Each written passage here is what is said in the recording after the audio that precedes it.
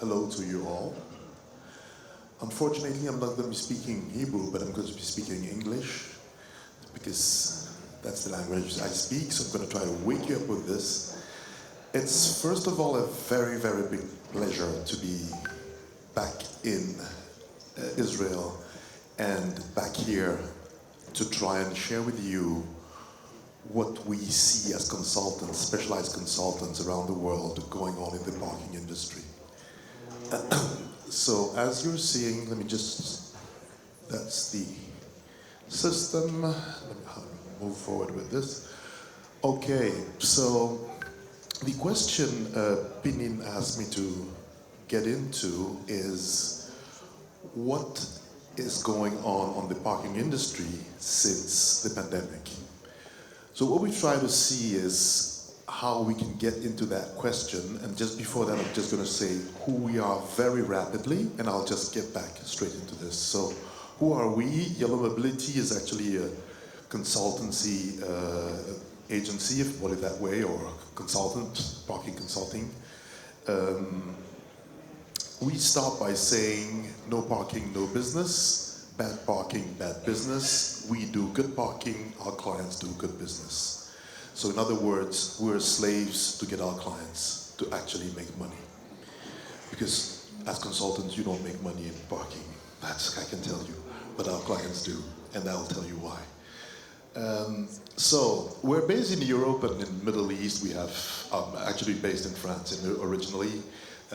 In Middle East, we're based in Dubai, where we cover the market over here, and Saudi Arabia being the new market, of course. We actually designed mobility strategy and traffic management to serve business performance in very high attendance premises.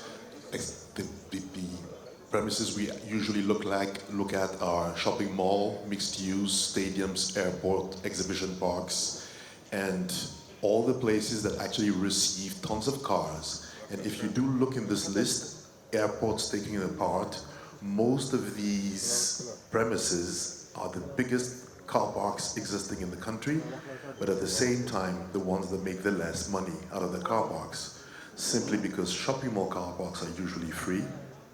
And if you're taking stadiums and exhibition parks, it actually costs them the same price to actually get the money in than what it costs them to run the place. So it's not a profit center. They put paid parking, it has to be paid, but they're not open long enough to actually get profit out of that. So these are just a few of our clients, and as you'll be seeing over here, we have a lot of European shopping centers, and I just put the numbers over here to say the size of the car parks that we're working at. So if you do look, you're seeing 6,000, 9,000, 4,005, 4,002, 4,000 over here when we're talking about exhibition parks. Airports, we have 25,000 with Paris airports. That's Roissy-Charles de Gaulle and Orly. We will also be looking in Dubai with Dubai Mall that we've just taken from 12,000 slots to 17,300 slots for one shopping mall, which is quite enormous. So one of the things that we're looking in here is that as we're dealing with these car parks, we're actually dealing with human behavior more than how do you run the car park itself. The two dimensions that we do actually bring to the project is, on one end, mobility traffic engineering, that is actually how do you draw the car park itself, and on the other hand it will be the customer experience and wayfinding, that is more the what does the user feel, think, and how does he live the experience of driving in and out of the car park.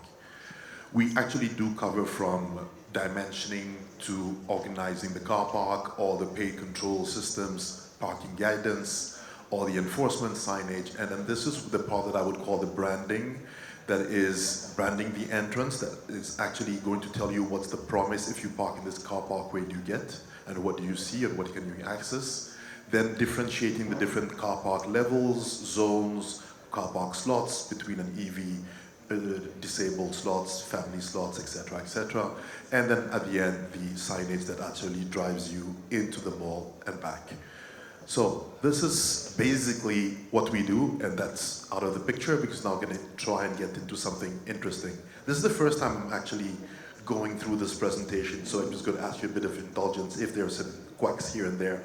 But I really try to dig into this subject by saying, what did the pandemic do to the parking industry?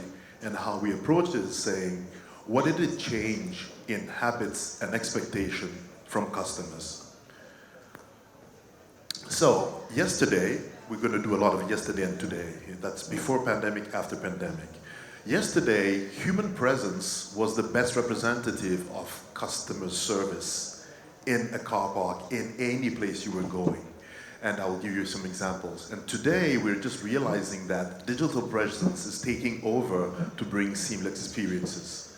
So the first thing that we can come in is something very difficult to say, actually. Less humans, less stress for customers. This is very new, because during the pandemic, every person you meet, even though he's coming to help you, becomes an enemy because he could be carrying the virus. And this somewhere has gotten quite a few things to change around the world. And for that, I'm going to use an example. In Indonesia, one of our customers, who is actually a car park operator, he has 16 parking marshals per shopping mall before pandemic.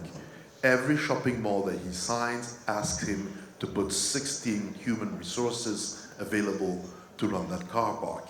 Since the pandemic, that 16 has gone down to 6. That means he's lost 10 resources in every shopping mall. Yes, so his revenue is going down, but the way he's looking at it is saying, how can I continue bringing satisfaction to our customers? And in the reality, we never needed 16 people. We were putting them there because the customer wanted them.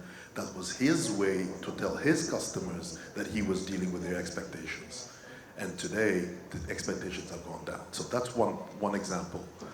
Another example is that in Europe, every time you're trying to say, stop accepting coins in the car park, everyone tells you and reminds you, my grandmother pays with coins. And she doesn't know how to use a credit card. She doesn't walk with notes. She pays with coins. So you have to continue accepting coins. So we do have a certain amount of customers that accept coins and who are actually paying more money to deal with these coins, because in France you're not allowed to use an employee to take the money to the bank, so you have to call a specialized service to do this that you're paying, and sometimes you're paying him more than the money he's actually taking to the bank. So that's one point. And the reality is, these senior citizens that used to pay with coins were all saved by their children and family, who removed all the coins out of their hands and gave them a credit card and got them to learn to use contactless. So coins have disappeared in the habits in Europe. And so that's quite interesting, because we're now saying no coins, no cash management equals more security on site. And somewhere, once again, an opportunity to maybe reduce the amount of personnel or resources that you had on site. If I'm looking in Paris right now, that we're talking about outdoor parking. Outdoor parking is 165,000 slots outdoor in the entire Paris region. And this is basically 10,000 payment kiosks like this one that were taking coins and credit cards and whatever. The main problem with these machines is that you're putting coins in them, so they're a piggy bank in the middle of the street. On Sunday, someone takes his car and just bumps into them, breaks them, gets the coins, goes to the next one, breaks it, and so the city was just spending its time rebuilding these piggy banks, if I could put it this way. And one thing is clear, they have taken this and they've subcontracted it to a private company right now. And so, for once now, Paris users have to pay for outdoor parking, where you used to play the game of, I park my car, I don't pay, because the fine is somewhere acceptable per day. It's now been multiplied by 5 or by 6 per day. So we're realizing that we have to pay, and the new companies has given us the option to pay by phone on something called pay by phone or something like that. And what we realized is, after the pandemic, 98% of the parking revenue, outdoor parking revenue in Paris, has switched to digital. Meaning, Paris city is now dismantling these kiosks that were hanging around the city. So all this is just saying that it looks like in habits, digital solutions are taking over the power from human beings running the payment or the sales. If I'm just looking now Northern Europe, and I would compare Northern Europe to what happens in Singapore, we're now reaching to a point where car parks don't have neither tickets, nor cash, nor barriers when you come in, nor when you go out. They're just using license plate reading, and reading your license plate when you come in, read it when you go out. There is one reason for why it's done in Singapore is that every license plate in Singapore is connected to a bank account, because driving in Singapore is paid. So as you're driving, there has to be a bank account behind that license plate. So in this, you just connect the system to your car park, you read the license plate coming in, and you have a bank account behind the license plate. It's not that easy in Europe as it is today. But places like Denmark, the private parking operator has the right to, if he has the right information, to create a fine that is sent into the municipality fining system, so he can remove the barriers. If you don't pay for the parking, it becomes a fine. And that's going to run after you using the municipality fine system. So what I'm just saying is that bit by bit, municipalities are going to realize that they could stop looking themselves to create fines, subcontract to private companies. Once you've built the correct information, they receive it and they just go to collect the money. And that can be something that could be quite useful because it gets you to be, as an operator, a lot more efficient. So what we're just saying over here is that distant call centers or operation centers can manage multiple car parks, and that's already the case in Northern Europe, and I think it's the trend. Everyone is going more or less in that direction, depending on what laws you have and what possibilities you have to move forward with that. So, what's the trend in summary? Replace the ticket by license plate reading, replace the coin and cash by digital payment, and replace on-site human resources by distant control centers that are actually running multiple car parks. So somewhere this is meaning there might be some redundancy in actual car park operating managers, on-site managers. Now, that's the reality of this world, is sometimes some positions or some jobs slow down or disappear, and they're replaced by others. And so the point is, are we really in a situation where we're going to see a revenue going down? We also have a concern with the amount of cars that youngsters are actually buying in Europe. The numbers are really going down. You see more and more youngsters that are sort of waiting for Uber to give you a subscription model with $500 per month and Uber Limited. From that day on, they will stop selling cars because everyone's waiting for that in Europe. The fact of owning a car has actually dropped a lot. So, what are the benefits of this approach? It's cheaper operating costs if we look at the fact that we're reducing unnecessary human resources due to the new figure that's going on, or the new trend. Less consumable because you're reducing tickets and whatever, and you're removing all these manual needed actions on the paid parking. You're removing them to actually have something that works all the time. It's now become like a CCTV. Once you put it in, there's not much you do to that thing, okay? Less user interaction because there's no more, I take the ticket, I lose the ticket, and now I want to get out. I take the ticket, I try to put it back in, I have demagnetized it. All these have just disappeared. And when we're looking at the distant customer control system or service, there are two things that we can do. Customer experience assistance, that means help you use the system, meaning help you use the paid parking. And the other one is marketing and selling the offers that come out of that car park. And that's where, in my opinion, the future lies. It's realizing that you can sell a lot more than what you were selling today. And what I mean by a lot more is a lot more ideas, a lot more approaches. And let's look a bit into that. The first thing is the customer experience. The fact that if you have 5 car parks in the city, that you have one unique control center that's answering every client demand is finally bringing a unique approach and a unique answer to a single problem.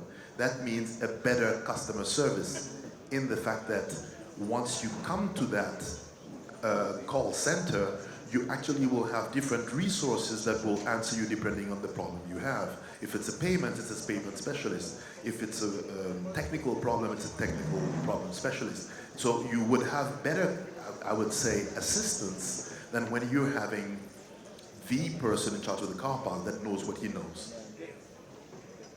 Okay?